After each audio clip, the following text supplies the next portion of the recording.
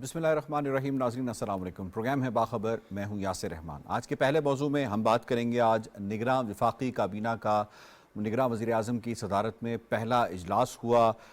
कल 18 रुकनी काबीना ने यह हल्फ उठाया था। निगरान वज़ीर आज़म ने वफाकी वज़रा से उनकी मुताल्लिक़ा वज़ारतों के हवाले से ब्रीफिंग ली। बाद में मीडिया से बातचीत करते हुए निगरान वज़ीर इत्तलात मुर्तज़ा सुलंगी साहब ने जो आज की काबीना का इजलास था जिसमें कुछ फ़ैसले भी किए गए हैं, कुछ अपनी तरजीहात को सेट किया गया है, ये बताया गया है कि हमने आगे हमारा वे फॉरवर्ड क्या होगा, किस तरह से चलना है, उसके हवाले से मीडिया को आगाह किया। उनका ये कहना था कि इलेक्शन जो है वो 90 दिन में होंगे या फरवरी में, ये फ़ैसला इलेक्शन कमीशन करेगा। यानी ये क्लियर है बात की जो निगरां वफाकी हुकूमत है उसका काम है फैसिलिटेटर का कि वो इलेक्शन कमीशन को जो मावनत चाहिए उसको वो फराहम करेगी। उस वक्त उनका ये कहना था इसके बाद कि मईशत का जो हाल इस वक्त है, मुमकिन नहीं है कि तेल महंगा ख़रीद कर सस्ता बेचें। अगर इंटरनेशनल मार्केट में इसकी प्राइसेस ज़्यादा हैं तो हम पाकिस्तान में सब्सिडाइज़ नहीं कर सकते क्योंकि हम IMF के साथ एग्रीमेंट के अंदर भी हैं। उनका मज़ीद ये कहना था कि निगरान वज़ीर आज़म ने कहा है कि इलेक्शन वाले दिन पहला वोट वज़ीर आज़म का और फिर काबीना अरकान डालेंगे। मज़ीद निगरान वफाकी वज़ीर इत्तलात का कहना था कि निगरान हुकूमत की जो पहली तरजीह है वो मईशत को बेहतर करना है, जिसकी वजह से फिर इन्फ्लेशन भी कंट्रोल होगी, SPP डिस्काउंट रेट भी कंट्रोल होगा, महंगाई नीचे आएगी। और उनका मज़ीद ये कहना था कि सबसे पहले जो है ख़ुद से स्टार्ट करते हैं, जो सरकारी अखराजात हैं उसको कम करेंगे। निगरान हुकूमत आइनी ज़िम्मेदारियाँ अपनी पूरी करेगी, मुल्क में आज़ादाना और मुनसिफाना इंतखाबात हुकूमत यकीनी बनाएगी। और उनका ये कहना था कि काबीना इजलास के बाद चीफ इलेक्शन कमिश्नर से भी मुलाकात हुई और मुलाकात में चीफ इलेक्शन कमिश्नर ने मुकम्मल ताउन की यकीन दहानी कराई। और जो अभी सानिया हुआ 2 दिन पहले जड़ावाला के हवाले से उनका ये कहना था कि रियासत की ताकत अक़लियतों के साथ है। जड़ावाला के वाक़े पर दुख और अफसोस का भी उन्होंने इजहार किया। ये कार्रवाई थी जनाब कुछ आज की जो काबीना का इजलास हुआ और उसके बाद जो प्रेस कॉन्फ्रेंस हुई है, प्रेस कॉन्फ्रेंस से जो खिताब किया निगरान वफाकी वज़ीर इत्तलात मुर्तज़ा सुलंगी साहब ने, इस हवाले से अपने पैनलिस्ट से जानेंगे कि जो वफाकी काबीना और निगरान वफाकी हुकूमत है उसकी तरजीहात में अगर मईशत पहले होगी तो वो कौन कौन से ऐसे सख्त फैसले हैं जो लेंगे और जो लेना वक्त की ज़रूरत है। सबसे पहले अपने पैनलिस्ट से तारुफ करवा देते हैं। आज हमें स्काइप के जरिए ज्वाइन कर रही हैं शनीला अमार साहिबा और इस्लामाबाद स्टूडियोज़ में हमारा साथ दे रहे हैं आगा इकरार क़ारून साहब, डॉक्टर ताहिर नईम मलिक साहब और लाहौर स्टूडियो से हमें ज्वाइन किया है सज्जाद अनवर साहब ने। आप तमाम पैनलिस्ट को हम खुश आमदीद कहते हैं। पहला सवाल शनीला साहिबा आपसे होगा। निगरान वज़ीर इत्तलात की प्रेस कॉन्फ्रेंस, हुकूमती तरजीहात क्या होंगी जो उनकी प्रेस कॉन्फ्रेंस से आपको लगता है कितने क्लियर है निगरान जो हुकूमत है अपनी तरजीहात के अंदर और क्या होंगी? देखिए यासिर, जो ये हुकूमत है ये निगरान हुकूमत है, मैंडेट महदूद होता है लेकिन उन्होंने अपनी तरजीहात जो है वो जाहिर कर दी हैं। आज के 2-3 चीज़ें हैं। एक तो ये मईशत की जो सिमत पिछली हुकूमत जो थी वो जिस सिमत कायम कर गई थी उसी सिमत की तरफ इन्होंने जाना है, यानी कि पॉलिसीज का तसलसल रखना है। जो आज निगरान वज़ीर इत्तलात थे उनसे बार-बार ये सवाल किया गया था, जब पेट्रोल के ऊपर किया गया कि उसकी प्राइस बढ़ी तो उन्होंने कहा कि जी हम महंगा खरीद के सस्ता उसको नहीं बेच सकते क्योंकि हम IMF के स्टैंड बाय एग्रीमेंट के अंदर मौजूद है। तो ये निगरान हुकूमत नहीं चाहेगी कि वो कोई ऐसा काम करे जिसकी वजह से ये एग्रीमेंट जो है ये फिर दोबारा से मुअत्तल हो जाए और जो किस एक इन्हीं के दौर के अंदर आनी वो ना मिले और आने वाली हुकूमत को मसाइल देखने पड़े या खुदा ना खास्ता मुल्क फिर डिफॉल्ट की तरफ जाना शुरू हो रिव्यू जाए। भी तो होना है इनके हुकूमत में दौर में।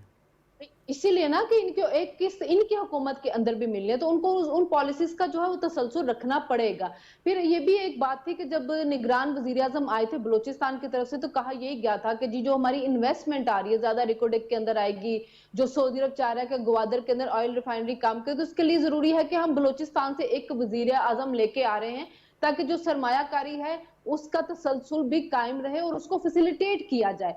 तो जो निगरान हुकूमत है उसके लिए कानून साजी करके उनको कुछ इख्तियारात इसलिए भी दिए गए थे कि ताकि जब मुल्क के अंदर सरमायाकारी आ रही हो तो उनको फैसिलिटेट कर सके, कुछ फैसले ले सके, वरना इससे पहले निगरान हुकूमत के पास ऐसे कोई इख्तियार होता नहीं था। लेकिन चूंकि इस वक्त हमारे मुल्क एक तरह से माशी हालत जंग में है कि हमने अपने मुल्क की मैशत को बेहतर करना, तो उससे इनको इख्तियारात दिए गए थे।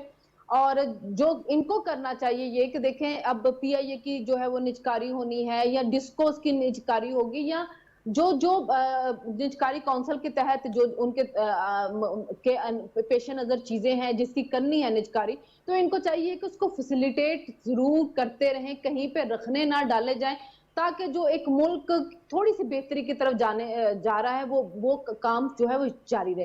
देखिए महंगाई बहुत ज्यादा है, अवाम बहुत ज्यादा परेशान है। अभी जो पेट्रोल की प्राइस बढ़ी उसकी वजह से 40% पे ट्रांसपोर्टर चली गई है जी आपकी सीपीआई। जी वही ना, ट्रांसपोर्टर ने 10% जो है किराया बढ़ा दिया। उसके अलावा आप ये देखें कि जो आपकी रोजमर्रा की जो अशिया हैं उनकी कीमतें खुद बहुत बढ़ा दी जाती हैं। एक तो उसका मैकेनिज्म मुझे समझ ही नहीं आता कि किस बुनियाद के ऊपर बढ़ती है। वो हर रोज के हिसाब से बढ़ रही होती है, 10-10 20-20 रुपए करके वो बढ़ती रहती है। गरीब की पहुंच से चीजें बहुत दूर वैसे होती जा रही हैं। सिंध में भी निगरान सेटअप बन चुका हुआ है, फिर इस तरह पंजाब में ऑलरेडी काम कर रहा है, बलूचिस्तान में भी मेरा ख्याल है ये एक आध दिन में फैसला हो जाएगा।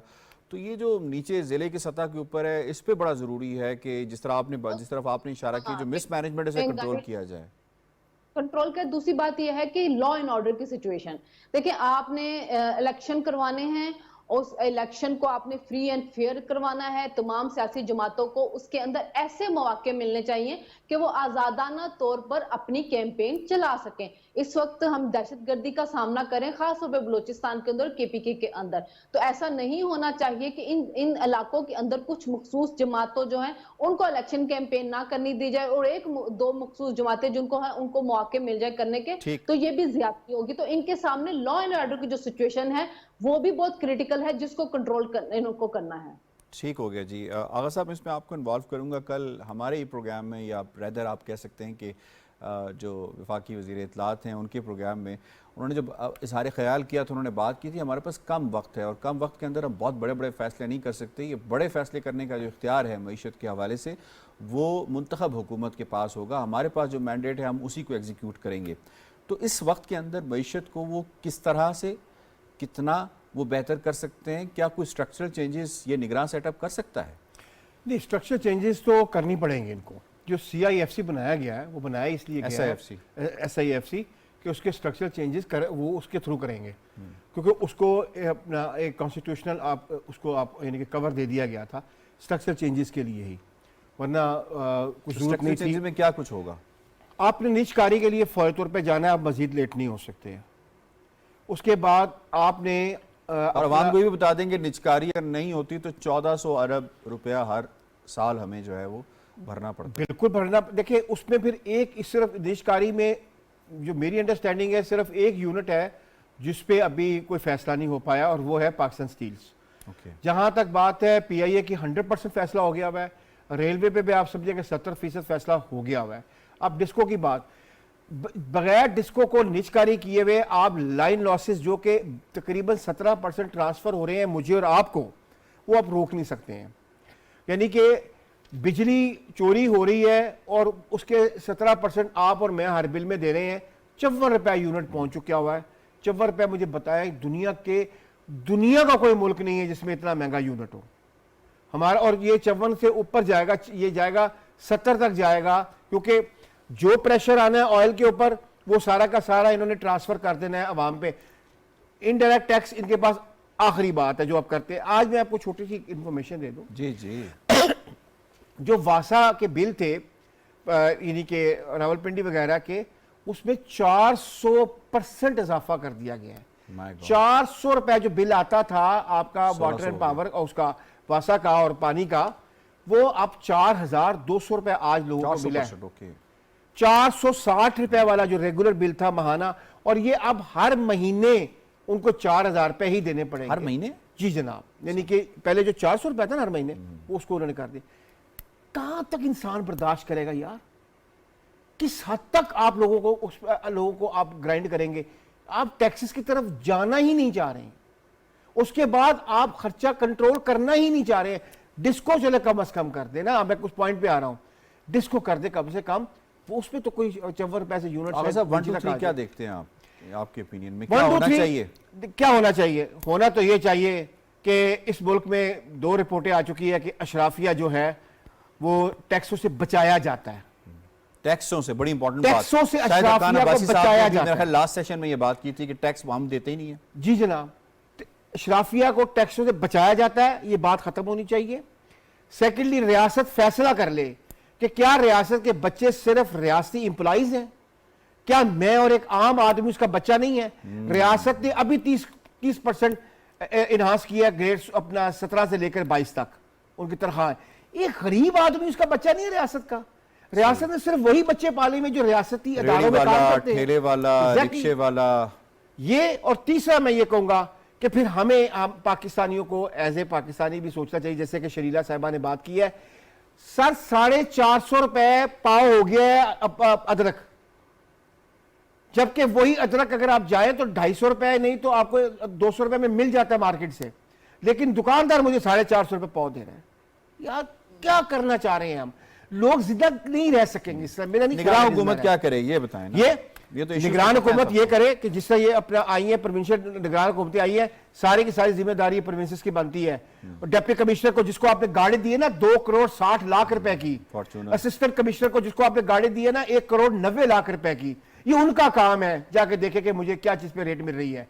जो बंदा फॉर्च्यूनर पे फिरेगा ना वो काले डाले पे, तो वो इंसान को इंसान नहीं समझता है। उसका क्या तल्लक है कि मुझे क्या चीज कितने की मिल रही है? ये रियासत को देखना है, रियासत को देखना है। जी डॉक्टर साहब आपको इसमें इन्वॉल्व करते हैं, फरमाइएगा। जी शनीला ऐड कीजिएगा। मैंने कहा कि उनके फ्री पेट्रोल भी बंद करें ना, जो हम ब्यूरोक्रेट्स को, जो हम जजेस को हर ये वैसे आज उन्होंने 300 लीटर पेट्रोल वो लेते हैं। वज़ीर इत्तलात साहब ने भी कहा है कि हुकूमती जो खर्चे हैं उसको हम कोशिश करेंगे कि कम से कम हो। मैं ख्याल ये हुकूमती खर्चे नहीं, जो आप एम्प्लॉयज को जो देते हैं फ्री में, जो मशीनरी के जो खर्चे हैं आप, ठीक है, रियासती मशीनरी, ठीक होते हैं। ठीक पॉइंट आ गया जी आपका। डॉक्टर साहब आपको इसमें शामिल करते हैं। सर वक्त यकीनन निगरान सेटअप के पास कम है, 6 महीने 8 महीने जितने भी हैं कम है, इसमें फैसला साजी बर वक्त करना कितना ज़रूरी है? और जिस तरह कल ही 18 रुकनी काबीना ने हल्फ उठाया और आज ही वज़ीर आज़म ने जो है वो काम भी शुरू कर दिया, मुतल्लिका वजारतों से ब्रीफिंग भी ले ली, फैसले वक्त पे होना कितने ज़रूरी हैं और उन पर अमल दरामद कितना ज़रूरी है वक्त पे? ये इस लिहाज से भी ज़रूरी है कि देखिए रिफॉर्म का अमल हमें कहीं से तो शुरू करना है। और जैसा कि मैंने कल कहा कि एक आम जब सियासी हुकूमत होती है उसके कोएलिशन पार्टनर होते हैं, उनकी कॉन्स्टिट्यूंसीज होती है और ऑडियंस होती है, तो पॉलिटिकल माइलेज को भी जहन में रखते हैं। तो ये अनपॉपुलर टफ डिसीजंस ले सकते हैं। और कैबिनेट मुश्तमिल है टेक्नोक्रेट्स पे, ज़िंदगी के मुख्तलिफ शोबों में जो महारत उन मिनिस्ट्रियों की है वो उनके पास मौजूद है। अब इसका इज़हार वज़ीर आज़म ने भी किया कि मेरे पास बेस्ट टीम है। जी, आज पहले काबीना के इजलास में उन्होंने इस अमर का इजहार किया है। तो अब कौम मुंतज़िर है और यकीनन वो एक प्लान देंगे, जिसका आज सोलंगी साहब ने, वज़ीर इत्तलात ने कुछ हमें बताया कि इस तरह अखराजात कम करेंगे, उसका एक मरबूत प्लान हो। अब प्लान में बता सकता हूँ कि हमारे एक इकोनॉमिस्ट हैं जो प्लानिंग कमीशन के चेयरमैन रहे हैं और अब भी वो पाइड यूनिवर्सिटी के वाइस चांसलर है, डॉक्टर नदीमुल हक। उन्होंने एक पॉलिसी दी मोनेटाइजेशन की, गवर्नमेंट ऑफिसर रेजिडेंसेज की, और उसको उन्होंने बिल्कुल एक अजमाली खाका पेश करके कि ये जो स्टेट रिसोर्सेज हैं अरबों खरबों रुपए के, ये आप लीज पे प्राइवेट सेक्टर में दें। और जो वैल्यू मसलन मैं एक 2 कनाल के, डॉक्टर साहब सॉरी आप टू कट यू, आपकी बात 2018 में जब इलेक्शन होता है तो उस वक्त ये सरगोदा का डीसी हाउस और उसके बाद जितनी भी गवर्नमेंट प्रॉपर्टीज हैं, याद है आपको कि उस पे ज़ेर बहस आई थी? वही डिबेट जिसकी तरफ आप, ये कॉलोनियल जो स्ट्रक्चर है, तो ये हर दफा डिबेट होती है, अमल दरामद तो अमल दरामद इसके ऊपर होना चाहिए। फिर गवर्नर हाउस को यूनिवर्सिटी बनाएंगे, वज़ीर आज़म को हाउस को यूनिवर्सिटी बनाएंगे, जो बाकी जो पब्लिक के इदारे हैं उनको जो है पब्लिक के लिए इस्तेमाल किया जाएगा, लेकिन 4 साल उन्होंने गुजारे, फैसला मैं ये कहना चाहूँगा, ये आगा साहब शायद यही पॉइंट बताना चाहते हो कि मोनेटाइजेशन पॉलिसी आ गई कि गाड़ी नहीं मिलेगी लेकिन गाड़ी की जगह पेट्रोल मिलेगा, चाहे अपनी गाड़ी में डलें। तो जो हमारी ब्यूरोक्रेसी है उन्होंने सरकारी गाड़ियाँ भी यूज़ की और जेब में पेट्रोल के पैसे भी लेते रहे। तो ये जो यहाँ रिफॉर्म है उसके लिए हमें ये चलना पड़ेगा। और जिसकी तरफ आगा साहब ने इशारा किया कि सिर्फ प्राइवेटाइजेशन का अमल अगर ये शुरू करें और मुकम्मल करें तो जो फिगर और अहदाफ आपने बताए हैं 1400 अरब रुपया, वो 1400 अरब रुपया पब्लिक सेक्टर डेवलपमेंट प्रोग्राम में लग सकता है, वो हमारे हेल्थ इंफ्रास्ट्रक्चर में लग सकता है, एजुकेशन में लग सकता है। देखिए पब्लिक सेक्टर पे जो पैसा लगाया जाता है उसको हम तनकीद का निशाना लेकिन इशू भी तो है ना। लेकिन आप देखिए मेट्रो बस पे तनकीद का निशाना बनाया गया। आज अगर फ्यूल ऑयल प्राइसेस पेट्रोलियम बढ़ती हैं तो हमारे स्टूडेंट जो है वो रिलैक्स होता है, सही कह रहे हैं कि मैं मेट्रो शहरों में अगर मेट्रो होती तो उनको कितना सुकून तो इसलिए मैं कहता हूं कि हमें ये खसारा अपनी मईशत का कम करना है, सर्कुलर डेट को ख़त्म करना है, हमें एक्सपोर्ट्स बढ़ानी है। पाकिस्तान कैसे तरक्की करेगा, पाकिस्तान रिफॉर्म्स के जरिए तरक्की करेगा और जो हमारा तजारती खसारा है उसको कम करना है। ठीक है, पॉइंट आ गया जी। आप कुछ ऐड करना चाह रहे हैं आगा साहब? बस इतना कहना चाह रहा हूं कि 1973 का एस्टेब्लिशमेंट कोड आपको बदलना पड़ेगा।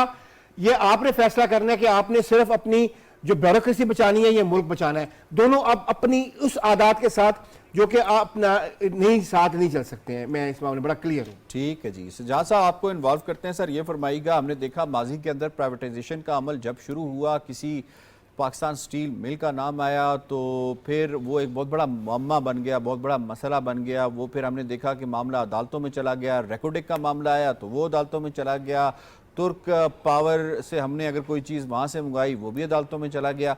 अब अगर ये प्रोसेस SIFC के अंडर या किसी भी प्रोसेस के अंडर निगरान सेटअप शुरू करता है तो फिर अगर ये मामला अदालतों में चला जाता है तो फिर हम दोबारा से ज़ीरो पे नहीं आ जाएंगे, फिर दोबारा बैकवर्ड नहीं चले जाएंगे?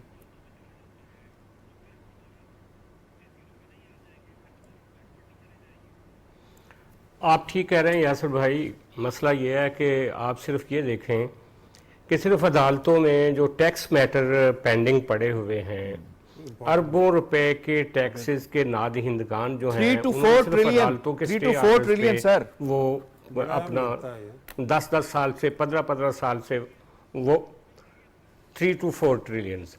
तो जब तक ये एक ना जामे रिफॉर्म्स की ज़रूरत है। ये नहीं हो सकता कि आपका सिर्फ एस्टेब्लिशमेंट का कोड चेंज हो जाए तो मुल्क ठीक हो जाएगा। ये नहीं हो सकता कि आपके खर्चे सरकारी तौर पे कम हो जाए। मैं समझता हूँ कि एक एफर्ट हुई थी उस वक्त जब मुशर्रफ साहब ने अपनी तरफ से एक सेटअप लाने की कोशिश की थी, वो जो बल्दियाती सेटअप और ज़िला नाज़म और तहसील नाज़म और नीचे पावर्स देने की कोशिश की। उस वक्त भी यही ब्यूरोक्रेसी जो थी वो रुकावट बनी और फिर वो फेल हो गया। और फिर वो आपने देखा कि वो ट्रू स्पिरिट में ना उस पर काम हुआ।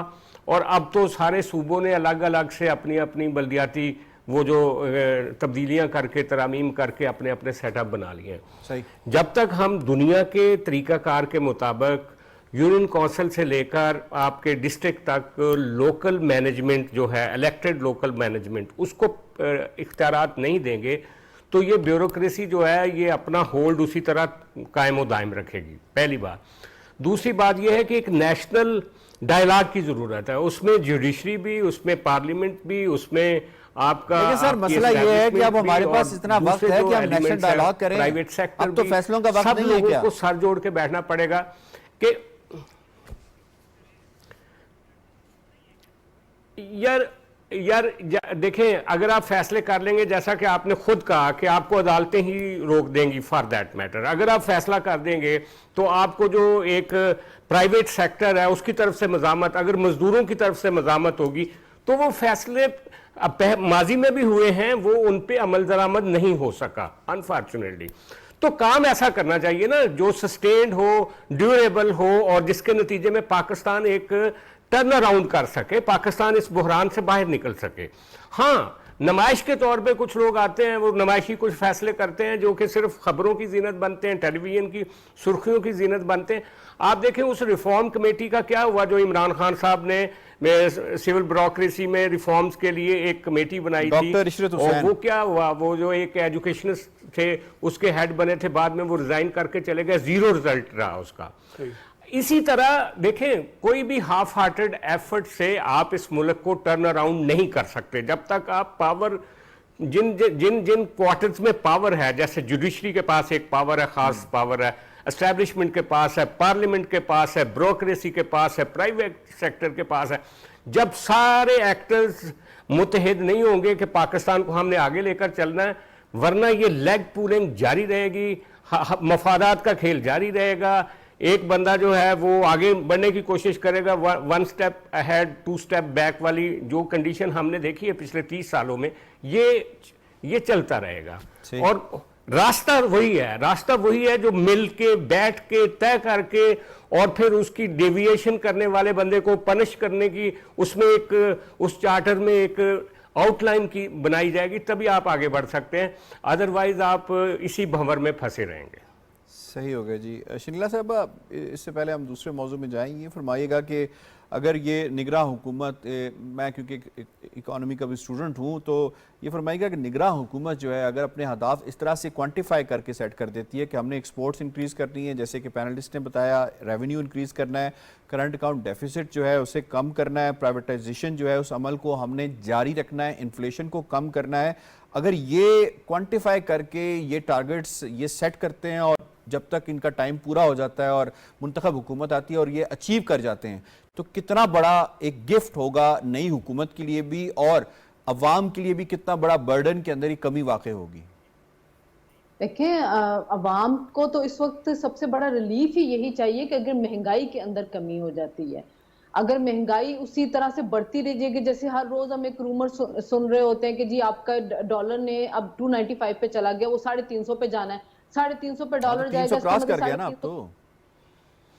इंटर बैंक में तो अभी 295 पे है ना। इंटर बैंक तो लोग तो जाते हैं, वो तो ओपन मार्केट से खरीदते हैं ना, तो वो 300 क्रॉस कर गया, तो उसके बाद 350 के ऊपर अगर वो लोग कह रहे जी आपका पेट्रोल जाएगा, तो आप सोच सकते हैं कि महंगाई कहाँ पे चली जाएगी। तो अगर अब डॉक्टर शमशाद अख्तर आई हैं, उन बड़ी एक्सपीरियंस वो खातून हैं, तो उनसे लोगों की उम्मीदें तो हैं कि वो आके इकोनॉमी को कुछ बेहतर करेंगे, क्योंकि उनको एक सेट मिल तो गया हुआ है कि आईएमएफ से आपका मुआहिदा हो गया हुआ है, इस ज़र मुबादला के ज़हायर इतने हैं कि आप डिफॉल्ट नहीं कर सकते। तो आपने अब करना इसमें क्या है कि जो आपने सरमायाकारी आनी है, आपने उसको फैसिलिटेट करना, आपने मुल्क के अंदर डॉलर की जो है उसको कंट्रोल करना है। अभी आज मैं एक रिपोर्ट पढ़ रही थी कि जो फेटअप कि हमने शराइत मानी है और उसके जरिए जो हमने कंट्रोल किया मनी लॉन्ड्रिंग को, 1 अरब रुपए का फायदा हुआ है हमारे कौमी खजाने को। 1 अरब रुपए का, 1 अरब डॉलर का, 1 अरब रुपया मैंने पढ़ा है, मैंने डॉलर, ठीक है, जंग के अंदर ये खबर आई थी। ठीक। तो इंटेलिजेंस ब्यूरो ने मिलकर जो जिस जगह पे मनी लॉन्ड्रिंग को रोका है, वो जो टारगेटेड ऑपरेशन उन्होंने किए हैं, खासतौर पे जो अफगानिस्तान के बॉर्डर के ऊपर उन्होंने असला, डॉलर और ये सारी जो स्मगलिंग को रोका, उससे फायदा हुआ है कौमी खजाने को। तो काम यही है, करने वाले हैं, जो टारगेट इनको मिल गए हैं, इनके सामने रास्ते हैं। वही बात जो मैं आगा साहब के साथ एग्री कर रही हूँ कि आपने सबसे पहले निजकारी की तरफ जाना है। निजकारी, बिल्कुल वेरी इंपॉर्टेंट पॉइंट जी। अगर आपकी इजाजत हो तो मैं यहाँ पे ब्रेक लेता हूँ जी। ब्रेक के बाद जब वापस आएंगे तो हम दूसरे मौजू की जानिब जाएंगे। मौजू होगा इंतखाबात के मुतालिक, साथ रहिएगा।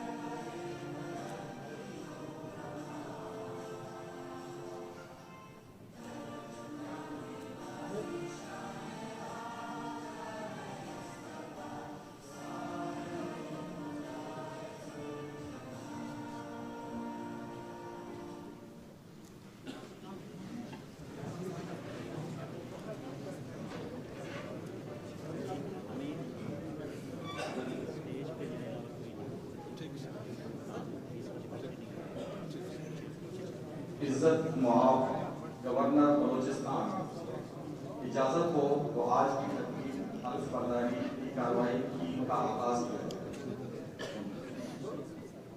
जनाब कारी ज़ैनुल आबदीन साहब से दरख्वास्त है कि वो कलाम पाक की तिलावत के लिए तशरीफ लाएं।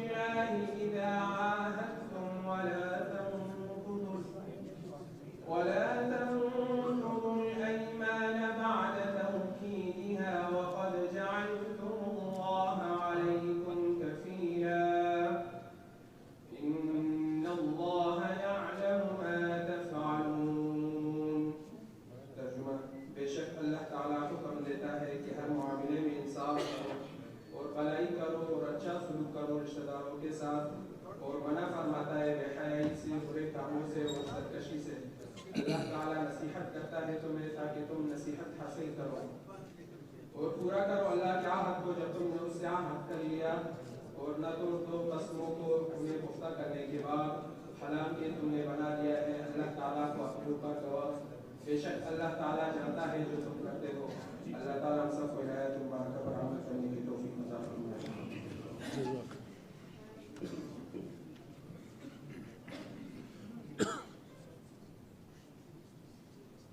निगरान वज़ीर आला बलोचिस्तान की तकर्रुरी के बारे में इज्जत माफ गवर्नर बलोचिस्तान का हुक्मनामा हस्ब ज़ेल है, जो कि मैं पढ़ के आप सब लोगों के सामने पेश करता हूँ। 18th August 2023 order. Pursuant to the recommendations of the Parliamentary Committee constituted under Clause 2 of Article 224A of the Constitution of the Islamic Republic of Pakistan 1973 and in exercise of powers conferred under Clause 1 of Article 224A of the Constitution of the Islamic Republic of Pakistan 1973, I, Malik Abdul Wali Kakar, Governor Balochistan, appoint Mir Ali Mardan Khan Domki as caretaker Chief Minister Balochistan. Accordingly, in terms of Clause 5 of the Article 130 of the Constitution of the Islamic Republic of Pakistan 1973, I call upon Mir Ali Mardan Khan Domki to assume the office of caretaker Chief Minister Balochistan and make before me the oath of the office in the form set out in the 3rd schedule of the Constitution before entering upon the office, given under my hand and sealed on 18th August 2023, Malik Abdul Wali Kakar, Governor Balochistan. अब इज्जत माफ governor Balochistan से गुजारिश है कि नामजद निगरान वजीर आला बलोचिस्तान से हल्फ वफादारी है।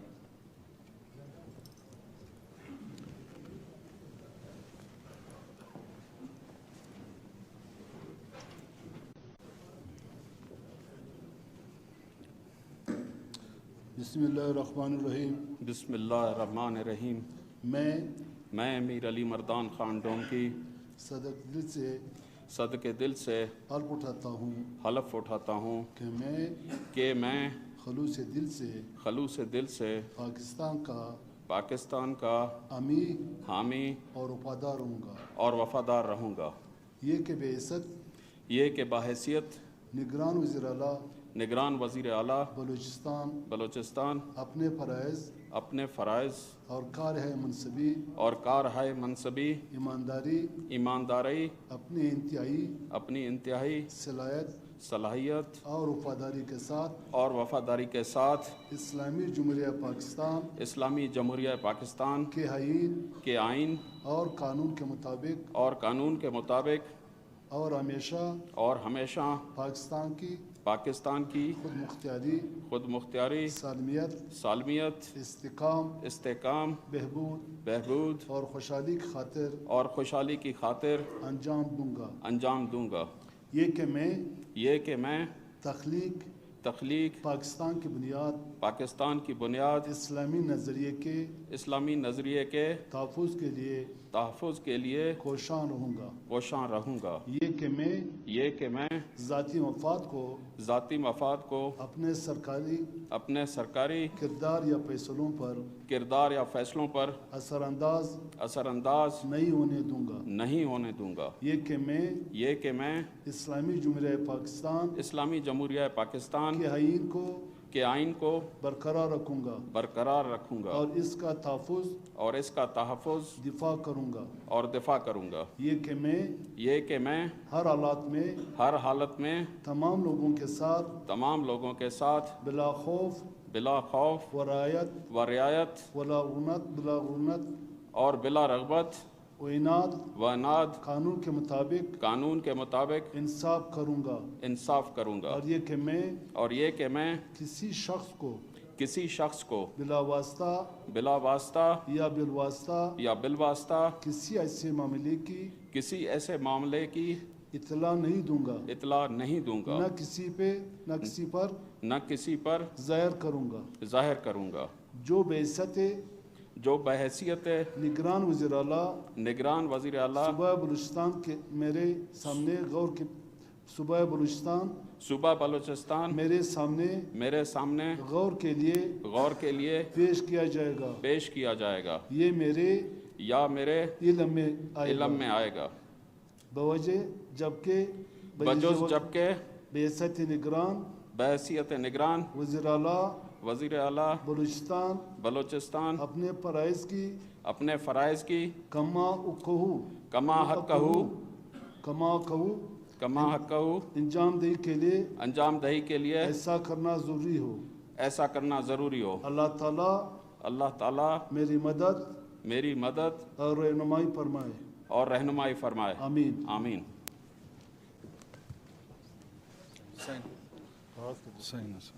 कलम पे ये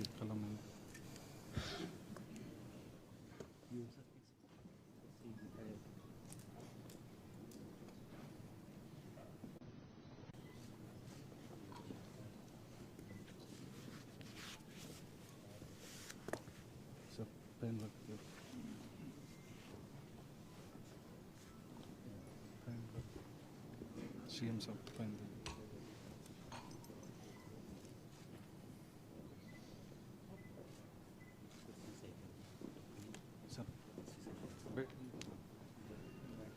मुबारकबाद तो देंगे। हाँ साईं मुबारक खैर मुबारक मेहरबान। अल्लाह आपको इज्जत माओ गवर्नर बलूचिस्तान, अगर इजाज़त हो तो आज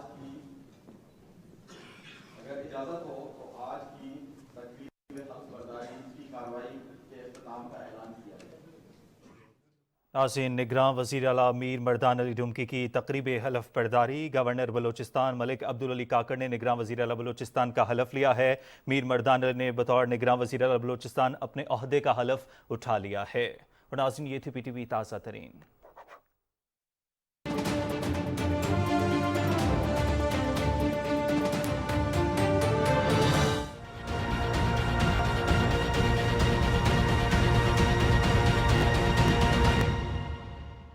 वेलकम बैक जी। दूसरे टॉपिक में हम बात करेंगे इलेक्शन कमीशन के हवाले से। इलेक्शन कमीशन ने बाज़ाब्ता तौर पे ऐलान कर दिया है अपनी नोटिफिकेशन के ज़रिए कि जो हल्का बंदियों का मामला जो कि उस प्रोसेस के बाद मरदमशुमारी के बाद होना था जिसको कई हलकों की जानिब से मुतनाज़ा भी बनाया जा रहा था, उसको शुरू कर दिया गया है। एक नोटिफिकेशन जनाब जो इशू हुआ इलेक्शन कमीशन की जानिब से, उसके मुताबिक 21 अगस्त को कमेटियाँ तश्कील दी जाएंगी, 4 सितंबर तक ट्रेनिंग दी जाएगी जो मुताल्लिका स्टाफ है। आप स्क्रीन पे भी इसको देख सकते हैं। इब्तदाई जो इशात है वो 9 अक्टूबर को होगी। हल्का बंदियों की अपीलें जो इनके ख़िलाफ़ आएंगी वो 8 नवंबर तक दायर की जा सकेंगी। 9 दिसंबर तक शिकायत पर समाअत की जा सकेगी जो इसके हवाले से होंगी, और 14 दिसंबर वो दिन होगा जिसमें हल्का बंदियों की मुकम्मल और जो हतमी इशात है वो होगी। ये शेड्यूल इसका आ गया है। इस पर मुख्त आरा का जो है वो इजहार भी किया जा रहा है। सेनेटर मुश्ताक साहब की जानिब से ये कहा जा रहा है कि ये डिले टैक्टिक जो है वो इस्तेमाल किया जा रहा है इलेक्शन कमीशन की जानिब से। इसके साथ साथ पाकिस्तान बार का ने भी इसके ऊपर तहफ़्फ़ुज़ात का इजहार किया, जबकि लीगल एक्सपर्ट्स और ख़ुद PTI के जो है उनसे ताल्लुक़ रखने वाले बैरिस्टर ज़फ़रुल्लाह ने जो बात कही है, और उनका ये कहना था कि जी आर्टिकल 254 के तहत जो है अगर डिले भी होते हैं और ये डिले करना ज़रूरी होता है तो ये गैर कानूनी और गैर आइनी नहीं हो सकते। तो इस पे लीगल जो माइंड है वो भी थोड़ा सा क्लियर इस हवाले से नहीं है, लेकिन इलेक्शन कमीशन ने क्लियर स्टांस दे दिया है। और इलेक्शन कमीशन के मुताबिक उन्होंने जो मजीद कहा, उन्होंने कहा कि जो नई हल्का बंदी है ये आइनी रिक्वायरमेंट है, कानूनी रिक्वायरमेंट है, इसे हम नज़रअंदाज नहीं कर सकते, क्योंकि जो नई वोटर लिस्टें बननी है, क्योंकि जो अगर पुरानी हल्का बंदी पे करेंगे तो जो नए वोटर होंगे उनको तो शामिल नहीं किया जा सकेगा, तो उसकी वजह से उनका जो आइनी हक है, जमहूरी हक है, वो मारा जाएगा। इस पर बात करेंगे अपने पैनलिस्ट से। जनाब, पहला सवाल होगा शनीला साहिबा आपसे। इलेक्शन कमीशन का ऐलान कि इलेक्शन 90 दिन में नहीं हो सकते, हल्का बंदियों के लिए वक्त चाहिए होगा, क्या इलेक्शन की ताखीर पर सियासी जमातें राजी हो पाएंगी?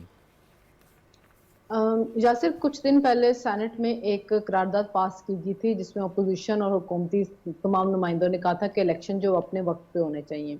पीपल्स पार्टी बार बार इसके ऊपर अपने तहफ्फुज़ात का इजहार कर चुके कि इलेक्शन जो है वो अपने टाइम पे होने चाहिए, हम नहीं चाहते कि इलेक्शन आगे जाए। साबिक वज़ीर आज़म शहबाज साहब ने भी आज इंटरव्यू देते हुए कहा कि इलेक्शन अपने वक्त के ऊपर होंगे। वैसे उनके जो पार्टी के लीडरान है वो ये बात कहते रहे हैं कि अगर नवंबर में नहीं होंगे तो फरवरी में हो जाएंगे, तो कोई इसमें मसला नहीं।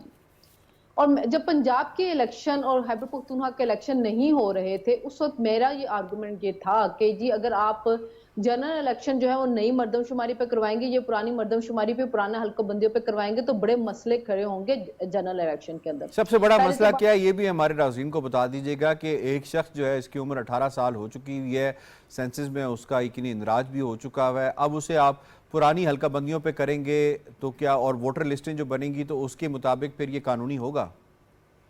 यही बात मैं उस वक्त कहती थी कि अगर पंजाब में आप सूबाई असेंबली के इलेक्शन पुरानी मर्दमशुमारी के ऊपर करवाएंगे और जब आप जनरल इलेक्शन में जाएंगे आप नई मर्दमशुमारी के तहत करवाएंगे तो वोटों का फर्क आएगा। और एक जमात जो थी जो उस वक्त बहुत ज्यादा इलेक्शन के लिए सुप्रीम कोर्ट के अंदर भी गई थी, मैंने ये कहा था कि वो नाम ले लें, पीटीआई की बात करें, पीटीआई की बात, कि वो धांधली का इल्जाम लगाएगी इसके ऊपर कि जी आपने हमारे जो वोटर हैं उसको कम कर दिया है, या वो आपने हल्का बंदियां करके आपने हमारे वोटरों तो क्लेम वो जो करते हैं तो फायदा तो उन्हीं को होगा। वो उनको उस वक्त जो होता फायदा, मतलब जब नए वोटर्स आते हैं उनके मुताबिक जो उनके दावे हैं कि जी यूथ जो है हमें बहुत लाइक करती है, तो अल्टीमेटली फायदा तो उन्हीं को हो रहा है। उनके दावे हैं, उस दावे को आपने कहीं पे जाकर परखा तो नहीं है कि तमाम यूथ उनको करती है। आप देखें मरियम नवाज हर रोज यूथ के साथ इंटरेक्शन कर रही हैं, वो अपनी पार्टी के कोऑर्डिनेटर जो है वो नॉमिनेट करे, तो उसमें सारी यूथ ही बैठी हुई है ना, मैं और आप तो नहीं बैठे हुए। तो इसलिए यूथ किसी एक पार्टी के साथ कोई पार्टी दावा नहीं कर सकती है।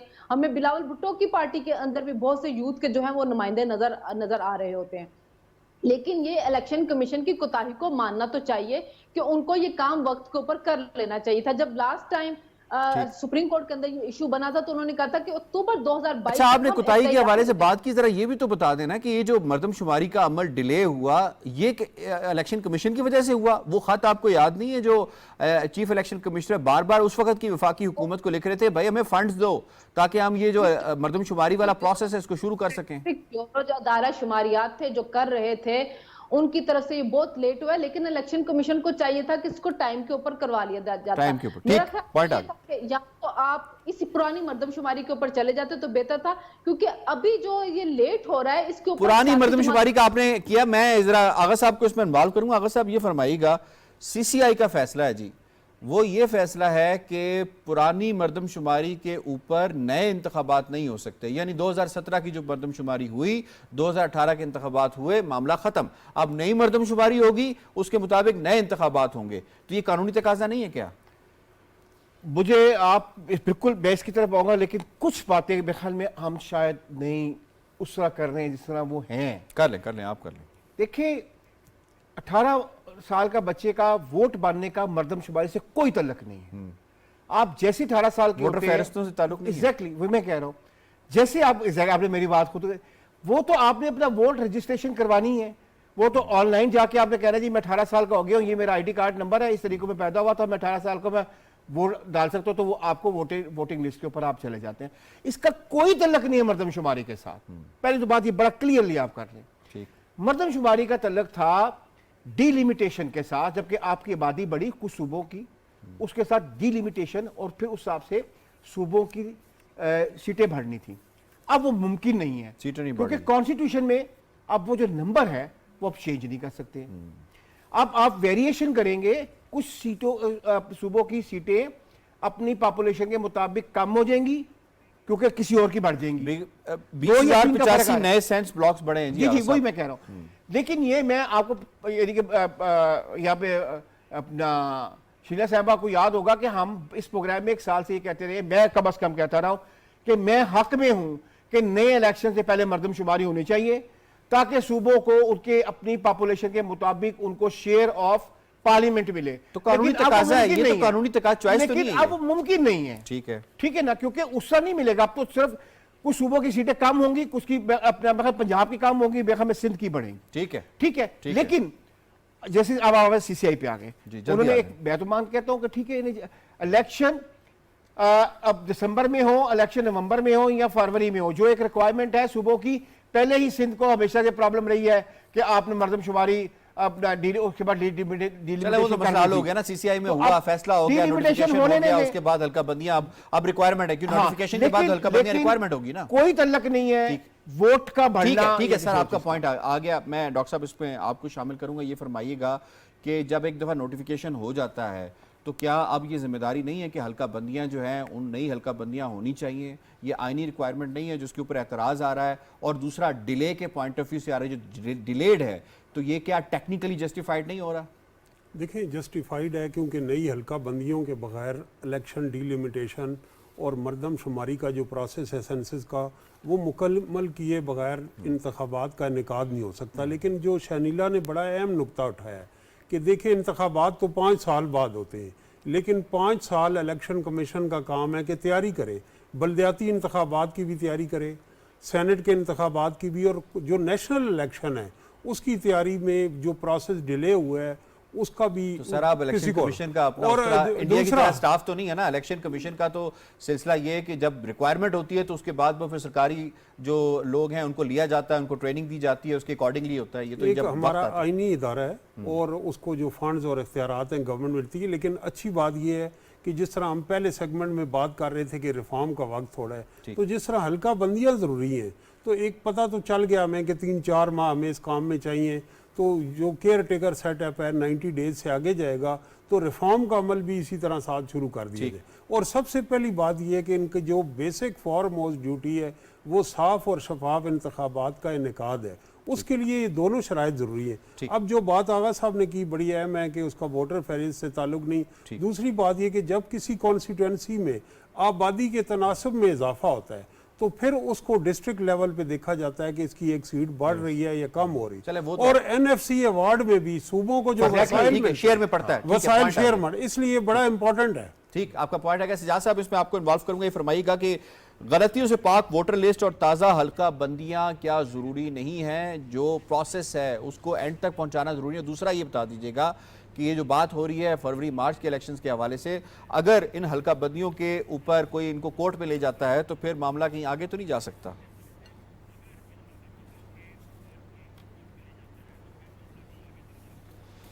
कोर्ट में वैसे जा चुका है, आपकी इतला के लिए अर्जा है। उन्होंने हल्का बंदियों का जो इजलास है उसको चैलेंज किया हुआ है। किसी एक पीटीआई के पिटिशनर ने, उसका कहना है कि जी 2 सूबों में निगरान गवर्नमेंट है, दो सूबों का जो है वो निगरान वजीर आला है जो कि एलिजिबल ही नहीं है सीसीआई में, वो एम्पावर्ड ही नहीं है, वो इलेक्टेड नहीं है। अच्छा खैर ये एक अलग बहस है, अदालत क्या करती है। लेकिन एक सवाल ये जरूर है कि जो कॉन्स्टिट्यूशनल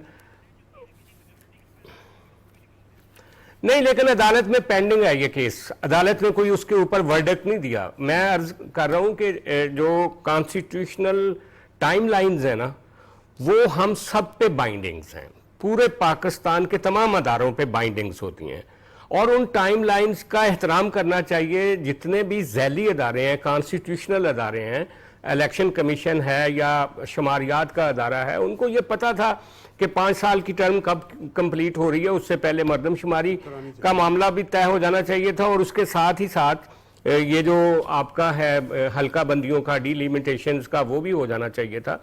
लेकिन वो कहते ना पंजाबी च आई बुए ते जंज ते विनो कुड़ी दे कन, वो वाला हिसाब है कि हमने सारी चीज़ें पेंडिंग करके अब एंड पे ले आए हैं। और अब हम कह रहे हैं कि मार्च से आगे आप इसलिए नहीं जा सकते, फरवरी मार्च से कि मार्च में आपका आधा सेनेट खाली हो जाएगा। तो जो कॉन्स्टिट्यूशनल टाइमलाइंस है ना, उनकी रिस्पेक्ट सबको करनी चाहिए। अभी भी मैं आपको एक बात बताऊं यासिर, इलेक्शन कमीशन की ये प्रेसिडेंट्स रहे हैं कि वो पॉलिटिकल पार्टियों को बुला के एक मुशावरत भी करते हैं, वो उनको अपनी प्रॉब्लम्स बताते हैं और पॉलिटिकल पार्टियों के कंसर्न सुनते हैं।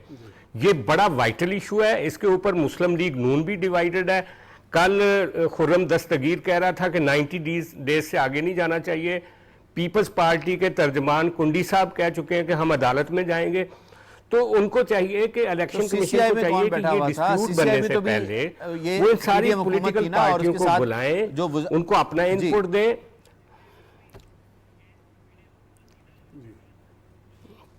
ठीक है, वो इलेक्शन कराने की सीसीआई ने campaign तो की बात एक कर रहे थे, असूली ठीक है। फैसला कर दिया ना। हाँ। अब उसके अब यासिर इस वक्त, हाँ, अब ये है कि एक कंसेंसस ड्रा करना ना। सीसीआई में बैठ के पीपल्स पार्टी ने भी वोट दिया है, मुस्लिम लीग नून ने भी वोट दिया है, लेकिन इसके बावजूद खुर्रम दस्तगीर साहब की कल की आप सुन लें गुफ्तगू, कुंडी साहब की कल की प्रेस कॉन्फ्रेंस सुन लें, सही। तो मेरा कहने का मतलब है कि ये इलेक्शन कमीशन को चाहिए कि एक ब्रॉडर अंडरस्टैंडिंग के लिए सारी पॉलिटिकल पार्टियों को बुलाए। पहले भी मुशावरत करती रही, अब भी मुशावरत करने की जरूरत है, ताकि मुल्क में क्योस ना हो, अनसर्टेनिटी ना हो।